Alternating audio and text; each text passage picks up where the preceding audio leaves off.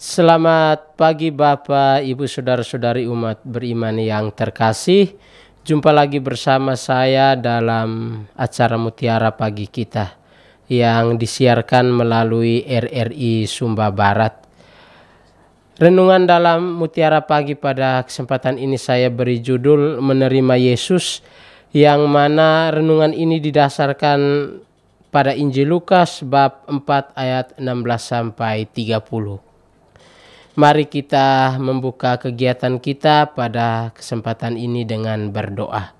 Dalam nama Bapa dan Putra dan Roh Kudus. Amin. Allah Tritunggal yang Maha Kudus, Bapa, Putra dan Roh Kudus, kami bersyukur untuk rahmat yang Engkau anugerahkan kepada kami, perlindungan yang boleh kami nikmati sepanjang malam tadi, sehingga pada pagi hari ini kami dapat bangun dalam keadaan sehat.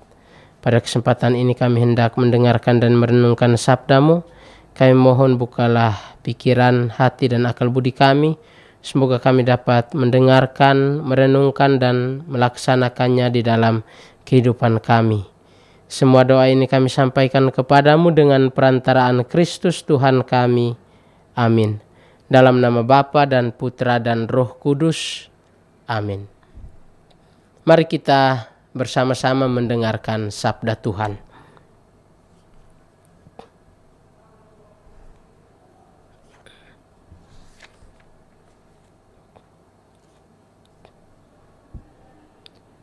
Bacaan diambil dari Injil Lukas. Ia datang ke Nazaret, tempat ia dibesarkan, dan menurut kebiasaannya pada hari Sabat ia masuk ke rumah ibadat, lalu berdiri hendak membaca dari Alkitab. Kepadanya diberikan kitab Nabi Yesaya, dan setelah dibukanya, ia menemukan nas di mana ada tertulis, Roh Tuhan ada padaku, oleh sebab ia telah mengurapi aku untuk menyampaikan kabar baik kepada orang-orang miskin, dan ia telah mengutus aku untuk memberitakan pembebasan kepada orang-orang tawanan dan penglihatan bagi orang-orang buta, untuk membebaskan orang-orang yang tertindas, untuk memberitakan tahun rahmat Tuhan telah datang. Kemudian ia menutup kitab itu, memberikannya kembali kepada pejabat, lalu duduk, dan mata semua orang dalam rumah ibadat itu tertuju kepadanya. Lalu ia memulai mengajar mereka. Katanya, pada hari ini genaplah nas ini sewaktu kamu mendengarnya. Dan semua orang itu membenarkan dia, dan mereka heran akan kata-kata yang indah yang diucapkannya. Lalu kata mereka, bukankah ia ini anak Yusuf? Maka berkatalah ia kepada mereka, tentu kamu akan mengatakan pepatah ini kepadaku, hai tabib, sembuhkanlah dirimu sendiri. Perbuatlah di sini juga, di tempat asalmu ini, segala yang kami dengar yang telah terjadi di Kapernaum. Dan katanya lagi, aku berkata kepadamu, sesungguhnya tidak ada nabi yang dihargai di tempat asalnya. Dan aku berkata kepadamu, dan kataku ini benar, pada zaman Elia terdapat banyak perempuan janda di Israel, ketika langit tertutup selama 3 tahun dan 6 bulan, dan ketika bahaya kelaparan yang hebat menimpa seluruh negeri. Tetapi Elia diutus bukan kepada salah seorang dari mereka, melainkan kepada seorang perempuan janda di Sarfat, di tanah Sidon. Dan pada zaman Nabi Elisa, banyak orang kusta di Israel, dan tidak ada seorang pun dari mereka yang ditahirkan, selain daripada Naaman orang Syria itu. Mendengar itu, sangat marahlah semua orang yang ada di rumah ibadat itu. Mereka bangun lalu menghalau Yesus keluar kota dan membawa dia ke tebing gunung, tempat kota itu terletak, untuk melemparkan dia dari tebing itu. Tetapi ia berjalan lewat dari tengah-tengah mereka lalu pergi. Demikianlah Injil Tuhan, terpujilah Kristus.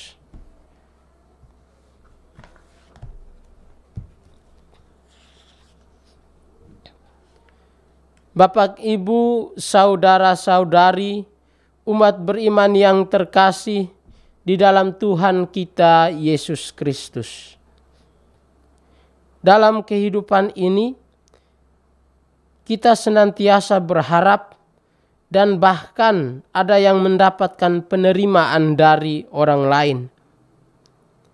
Ketika kita diterima oleh orang lain, kita akan merasa senang karena dihargai oleh orang. Namun, jika kita ditolak oleh orang lain, kita akan merasa kecewa dan sakit hati karena orang tidak menghargai kita atau bahkan tidak menginginkan keberadaan kita. Pengalaman ditolak merupakan salah satu pengalaman yang tidak mengenakan. Ketika kita ditolak, kita akan merasa malu, apalagi ketika ditolak di depan banyak orang. Ada banyak sekali pengalaman ditolak yang sering kita alami. Ketika mengajukan lamaran kerja, misalnya, kita berharap agar bisa diterima. Namun, jika ditolak, kita pasti akan merasa kecewa. Ada juga orang yang merasa kecewa jika pernyataan cintanya ditolak oleh seorang perempuan. Pengalaman ditolak selain membuat kita kecewa, juga memberikan pelajaran yang sangat berharga. Melalui pengalaman itu, kita diajarkan untuk mampu memperbaiki diri, memperbaiki penampilan, dan bahkan meningkatkan kemampuan diri, agar pada kesempatan lain kita mampu diterima. Kita juga belajar untuk menilai orang, apakah orang itu tulus atau tidak. Orang yang memberikan atau melakukan penolakan tentu memiliki alasan tertentu. Dalam dunia kerja, misalnya, pemimpin perusahaan pasti akan memberikan pertimbangan khusus demi kemajuan perusahaan. Biasanya, kandidat yang ditolak pada umumnya tidak mampu memenuhi persyaratan yang telah ditetapkan. Orang yang menolak pernyataan cinta seseorang juga memiliki kriteria tersendiri. Terlepas dari itu semua, pengalaman penolakan tentu saja merupakan pengalaman yang sangat tidak mengenakan. Bapak, Ibu, saudara-saudari, umat beriman yang terkasih di dalam Tuhan kita Yesus Kristus. Sebelum kita mengalami penolakan, Yesus pernah mengalami penolakan. Dalam seluruh hidupnya, Yesus mendapatkan penerimaan dan juga penolakan. Yesus diterima oleh orang-orang yang percaya kepadanya. Yesus diterima oleh orang-orang yang menganggap dirinya sebagai Mesias. Dan memang benar Yesus adalah Mesias. Yesus juga mendapatkan penolakan dari berbagai pihak. Salah satu penolakan yang dialami oleh Yesus ialah penolakan dari orang-orang sekampungnya di Nazaret. Penolakan itu sebagaimana digambarkan dalam bacaan Injil hari ini tentu saja merupakan pengalaman yang tidak menyenangkan. Bagaimana tidak, Yesus bahkan ditolak oleh orang-orang yang pernah hidup bersama dengannya dan dapat juga dianggap sebagai orang-orang yang sangat mengenal Yesus. Hemat saya, bacaan Injil pada hari ini dapat dibagi menjadi 3 bagian untuk kita renungkan bersama.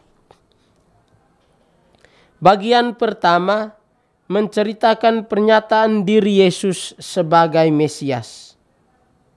Bacaan Injil diawali dengan peristiwa Yesus pulang kembali ke kampung halamannya tempat ia dibesarkan.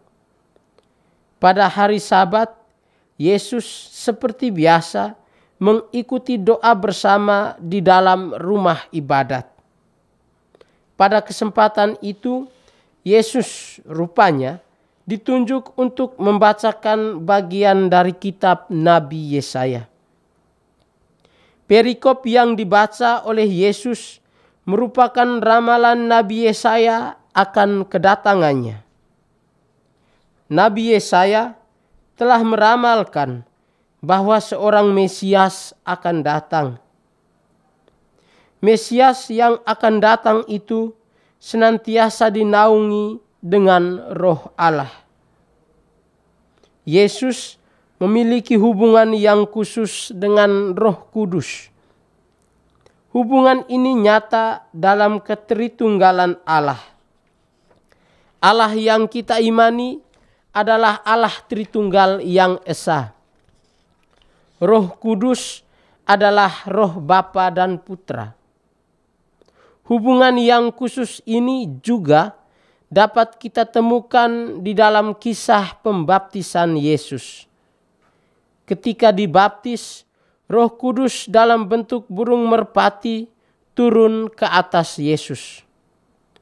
Roh Kudus ini jugalah yang dijanjikan Yesus kepada para rasulnya, dan janji itu terpenuhi di dalam peristiwa Pentakosta. Roh Kudus juga senantiasa menyertai gereja. Tanpa bimbingan Roh Kudus, gereja tidak dapat bertumbuh dan berkembang.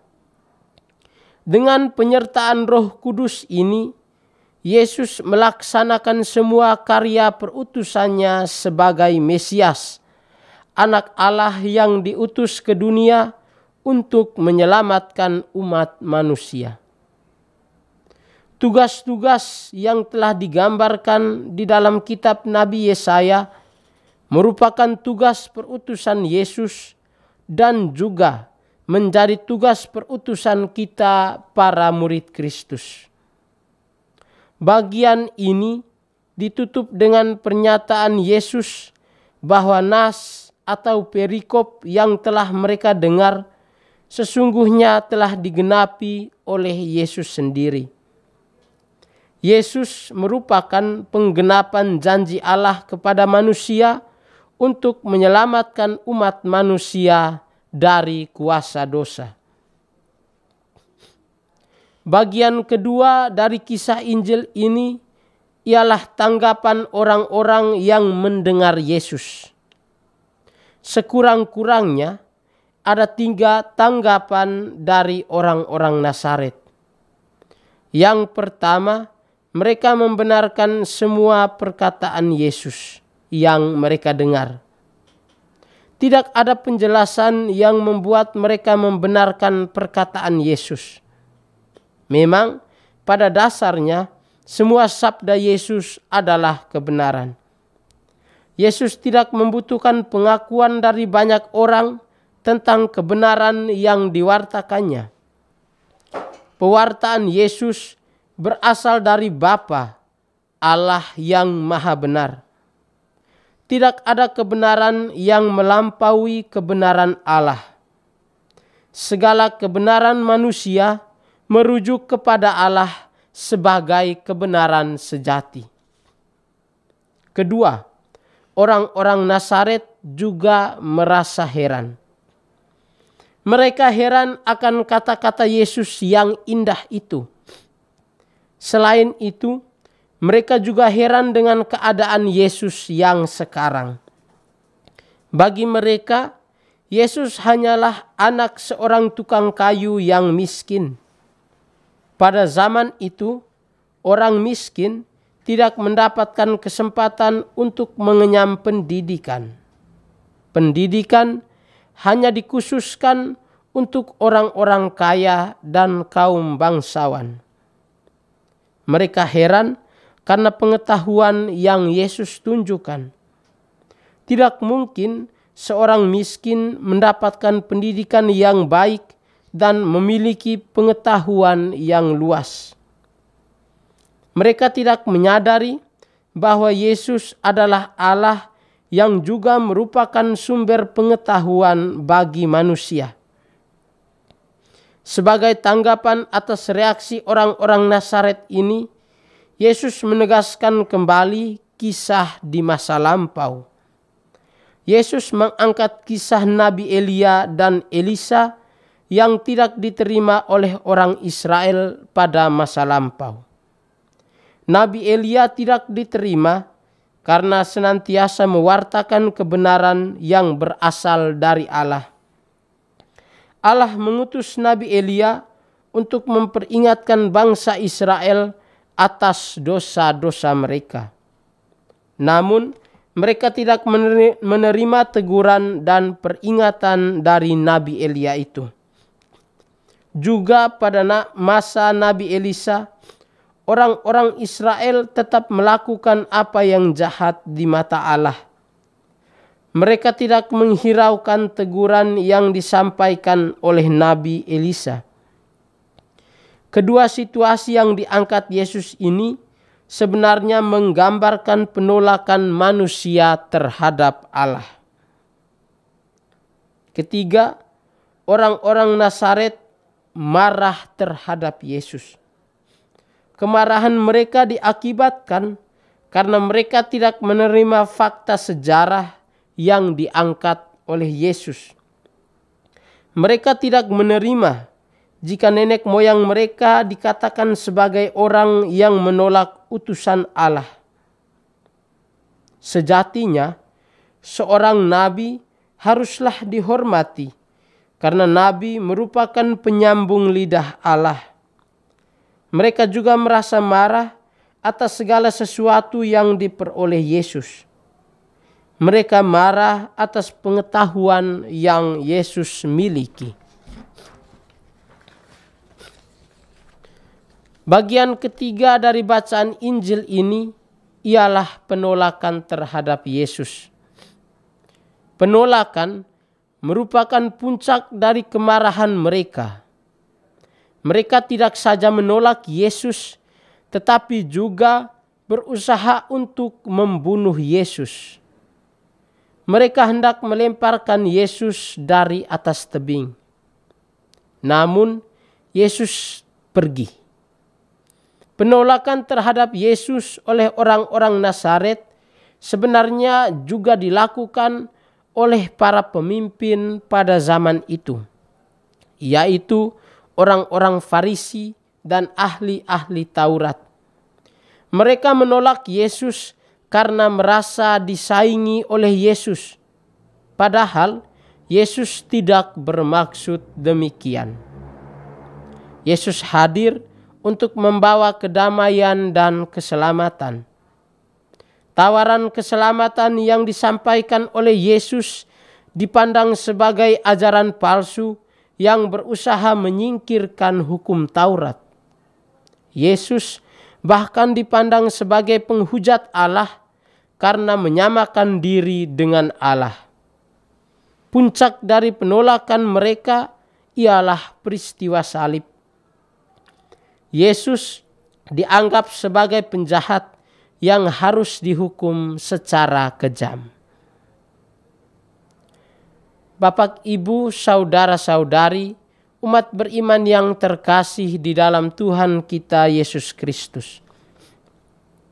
Pengalaman ditolak merupakan pengalaman yang tidak menyenangkan.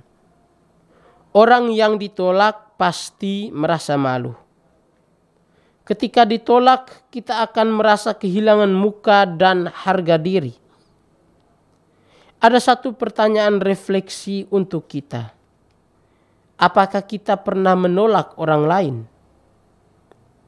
Mungkin tidak kita sadari bahwa kita senantiasa menunjukkan sikap penolakan terhadap orang lain.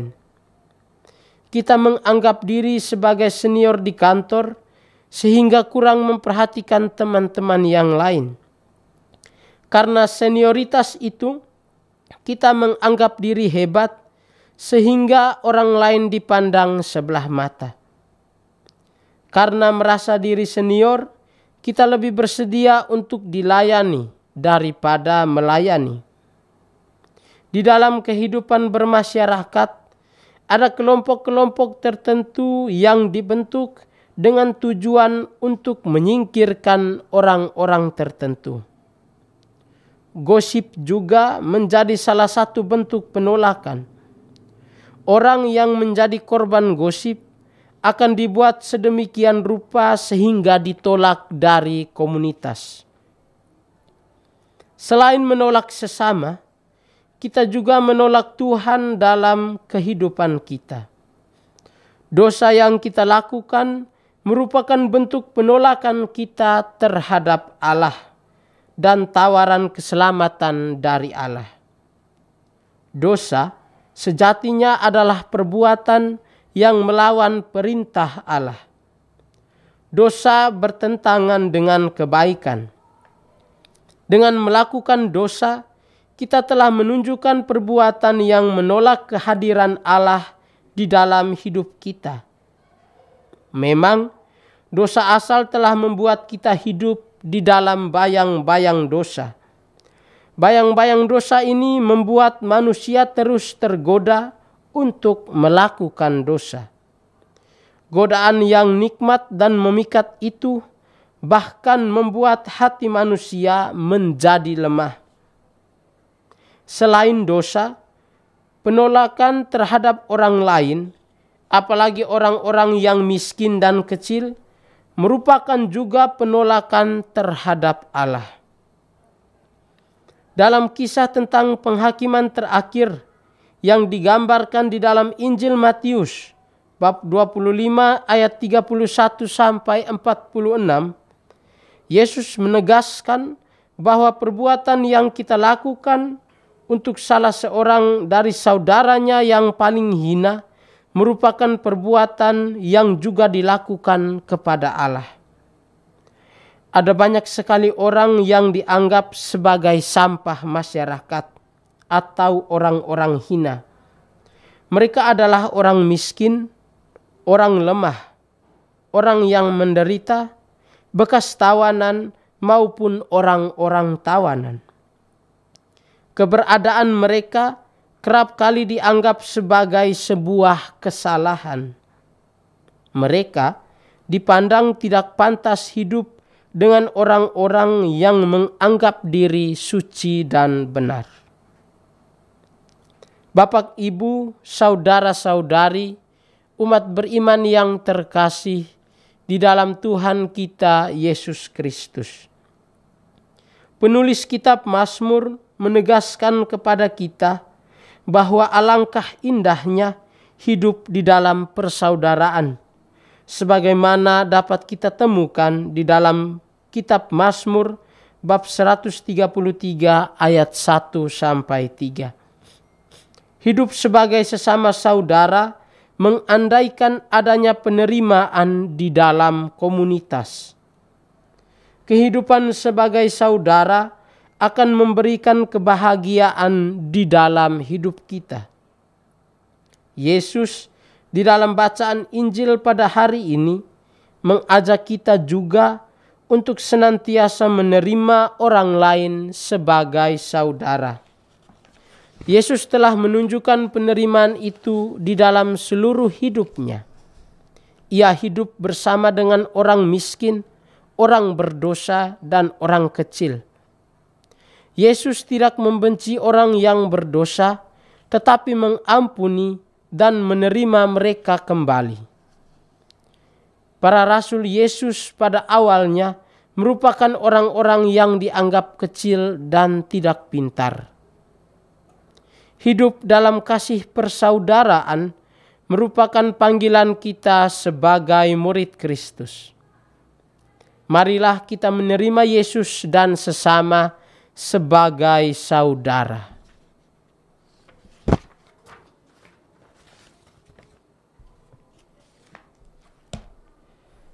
Bapak, Ibu, saudara-saudari umat beriman yang terkasih, demikianlah renungan yang dapat saya bawakan dalam acara kita pada kesempatan ini. Semoga kita semua tergerak untuk selalu menerima sesama kita sebagai saudara.